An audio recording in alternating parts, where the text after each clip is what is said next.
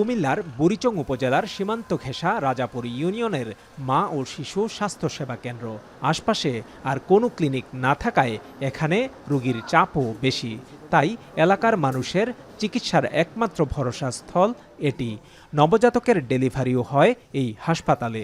তবে এখানে রোগীরা পাচ্ছেন না বিনামূল্যের কোনো ওষুধ, ফলে বাধ্য হয়েই কিনতে হচ্ছে বাইরে থেকে। প্রেসক্রিপশন করছে কিন্তু হাসপাতালে কোনো ওষুধ নাই। নিম্নবিত্ত মানুষগুলো এখানে আসে ডাক্তারের কাছে উপযুক্ত সেবা পাওয়ার জন্য। তো এখানে ওরা ডাক্তার থেকে প্রেসক্রিপশন নিতে পারছে, কিন্তু প্রাইভেট হসপিটালের মতোই এখানে প্রেসক্রিপশন করে দিচ্ছে, কিন্তু এখান থেকে কোনো ধরনের ওষুধ সামগ্রী বিতরণ করছে না। আজকে কয়টা মাস ধরে ওষুধ আসেও না, দিতেও পারে না চাইলে। ওষুধের জন্য আসছিলাম, উনি বলতেছে যে এই জায়গায় কোনো ওষুধ নেই।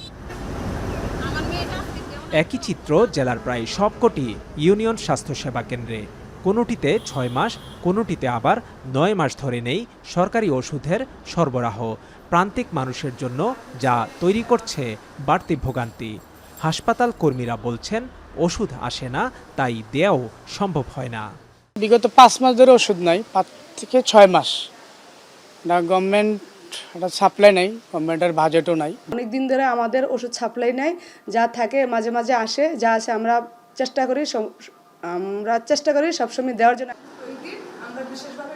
কেন্দ্র থেকেই ওষুধ সরবরাহ বন্ধ থাকায় অসহায় স্থানীয় স্বাস্থ্যকর্মীরা। জেলার পরিবার পরিকল্পনা বিভাগের কর্মকর্তাও বিষয়টি স্বীকার করেছেন। বলেন, ওষুধ আসবে এমন আশ্বাসে সময় কাটছে তাদের।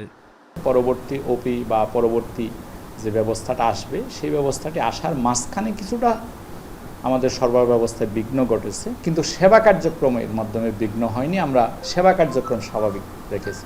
কর্তৃপক্ষকে আমরা জানিয়েছি এবং ওনারা খুব অতি দ্রুত ব্যবস্থা নিচ্ছেন, যাতে আমরা সেই ওষুধপত্র এবং অন্যান্য যে চাহিদাগুলো আছে সেগুলো যেন পূরণ করতে পারি।